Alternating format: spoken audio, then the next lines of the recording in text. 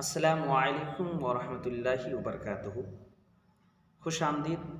आप देख रहे हैं हाशमी हैदर चैनल। अभी बहुत ही अनकरीब अगले महीना कुर्बानी का महीना आने वाला है। इस महीने में तमाम मुसलमान बड़ी जोश व खरोश के साथ अल्लाह के नाम पर कुर्बानी करते हैं। जैसे अल्लाह ने इरशाद फरमाया, फसल्लि लिरब्बिका वन्हर, काए महबूब तो अपने रब के नाम पर नमाज़ पढ़, अपने रब के लिए नमाज़ पढ़ और अपने रब के नाम पर कुर्बानी कर। तमाम मुसलमान बड़ी जोश व खरोश के साथ कुर्बानी करते हैं। ईद उल अज़हा की ईद की नमाज़ पढ़ करके वो बड़ी ईद मनाते हैं। लेकिन इस ईद के मौके पर हमारी जो ईद मनाई जाती है, असल हम लोग इसमें कुर्बानी करते हैं। जो कुर्बानी हम लोग करते हैं तो हमारा जानवर कैसा होना चाहिए। देखिए, हमारा जानवर हो मोटा, ताज़ा हो, अच्छा हो, बेहतरीन हो। लेकिन अगर जानवर का कोई ऐब है, मोटा है, ताज़ा है, तरोताज़ा, बेहतरीन, अच्छा भी है, लेकिन ऐब है, जैसे एक सींग है, एक सींग नहीं है, एक पैर है, 3 पैर है, एक पैर नहीं है, या कोई और भी ऐब हो, जैसे उभरी हुई कोई एक गोश्त है जो ऐबदार है, तो उसका कुर्बानी जायज़ नहीं है। अच्छा जानवर होना चाहिए, खूबसूरत होना चाहिए। लेकिन बाज़ मौक़े में ऐसा भी होता है कि हमने जानवर ख़रीदा, कुछ लोग 10 दिन पहले, 15 दिन पहले, 1 महीना पहले, 2 महीना पहले या घर ही में पालते पोसते हैं, लेकिन वो कुर्बानी के नाम पर ख़रीदा या कुर्बानी के नाम पर पाला पोसा। तो कभी ऐसा होता है कि खस्सी में लड़ाई हुई या एक दूसरे में लड़ाई किया, तो जो ताकतवर हुआ उसे मारा, तो उससे चोट लग गई। तो चोट अगर लग गई तो अब वो लंगड़ा के चलता है। तो कुछ लोगों का ख़याल ये होता है कि इसकी कुर्बानी नहीं होगी। ऐसा गलत है। अगर वो जानवर कुर्बानी गाह तक, जहाँ उसको कुर्बान किया जाए, वहाँ तक वो चोट, वो तकलीफ़ के बावजूद वो चल के जा सकता है। ऐसा नहीं है कि वो चल नहीं सकता। अगर चल के जा सकता है वो तकलीफ़ दह पैर से, तो उसकी कुर्बानी जायज़ है। कभी ऐसा होता है कि उसका सींग है, लेकिन लड़ाई करने की वजह से उसका सींग टूट जाता है। तो अगर गुद्दी जहाँ से उगता है सींग, वो गुद्दी तक अगर ना टूटा हो, जैसे थोड़ा टूटा हो या आधा टूटा हो, तो इससे कुर्बानी में कोई हर्ज नहीं है, कुर्बानी हो जाती है, कुर्बानी दे सकते हैं। हाँ, गुद्दी तक टूट गया हो तो उसकी कुर्बानी जायज़ नहीं है, ऐबदार है। हाँ, अगर किसी का ज़ात ही से, मादर ज़ात ही से उसका सींग ही नहीं है, तो अब कहने का मतलब कि उसकी कुर्बानी नहीं है? नहीं, ऐसी कोई बात नहीं है। अगर उसका ज़ात ही से सींग नहीं है तो उसकी कुर्बानी जायज़ है। इसका ख्याल रखा जाए।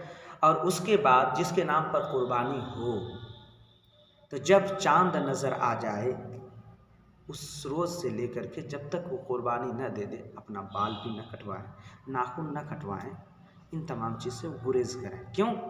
कि आप अल्लाह की बारगाह में कुर्बानी जो चीज़ करेंगे, तो आप ऐसे ही हैं कि गोया कि आप अल्लाह की याद में हैं, और अल्लाह की याद में जब आप हैं तो इन तमाम चीज़ों को ऐसा ही, जैसे कि इंसान पागल मजनू की तरह होता है, अपने आप को पागल जैसा बनाए रखता है। तो इसलिए आप नाखून भी न काटें। अगर जो काटना चाहें तो चाँद निकलने से पहले आप नाखून भी काट लें, बाल भी कटा लें। और कुछ बातें इस तरह की जाती है आम फहम में, ये या हमारी समाज में ये बातें मशहूर हैं कि पिछले साल मेरे बाप के नाम पर कुर्बानी हुआ था, इस साल मेरी माँ के नाम पर कुर्बानी होगा। ये सरासर गलत है। अगर साहिब निसाब मर्द है तो उस पर भी वाजिब है, अगर साहिब निसाब औरत है तो उस पर भी वाजिब है। अब बात आती है कि हज़रत, हम लोग जब एक ही घर में हैं तो फिर अलग अलग साहिब निसाब कैसे हो गया? देखिए, अगर पैसे का मालिक या ज़मीन का मालिक या और चीज़ का मालिक या कारोबार और सारी चीज़ें हैं, इसका मालिक मर्द है तो उस पर लागू होता है। जो ज़ेवरात, जो औरत के लिए ज़ीनत है, जो वो औरत पहनती है, अगर वो औरत के पास ज़ेवर इतना है कि साढ़े 52 तोला चांदी है या साढ़े 7 तोला सोना है या उसके बराबर इसकी कीमत उसके पास है, तो उस पर कुर्बानी लागू है, कुर्बानी देगी। तो अब पता चला कि मर्द के नाम पर भी कुर्बानी और औरत के नाम पर भी कुर्बानी। ये आप जो नंबर वाइज जो करते हैं कि इस साल इनके नाम पर, अगले साल उनके नाम पर, तीसरे साल उनके नाम पर, ये सरासर गलत है। अगर जिन पर लागू हो जाता है तो उनके नाम पर आपको कुर्बानी करना वाजिब है। और एक बात और हमारे समाज में मशहूर व मारूफ है, ये बात ये है कि हम अपने माँ बाप के नाम पर कुर्बानी करते हैं। वो माँ बाप जो इस दुनिया से गुज़र चुके हैं, जो इंतकाल कर चुके हैं, उनके नाम पर कुर्बानी करते हैं। तो क्या उनके नाम पर कुर्बानी करना जायज़ है कि नहीं? आप बिल्कुल जायज़ है, आप कर सकते हैं, ये सवाब उन तक पहुँचता। हाँ, एक बात है कि अगर किसी ने अपने वालिदैन के नाम पर कुर्बानी किया, जो इस दुनिया से गुज़र चुके हैं, और अपने नाम पर कुर्बानी नहीं किया, तो ये सख्त गुनाहगार है वो शख्स जिसने उनके नाम पर किया, अपने नाम पर नहीं किया। क्यों? कि वाजिब आपके ऊपर है, वाजिब उनके ऊपर नहीं है।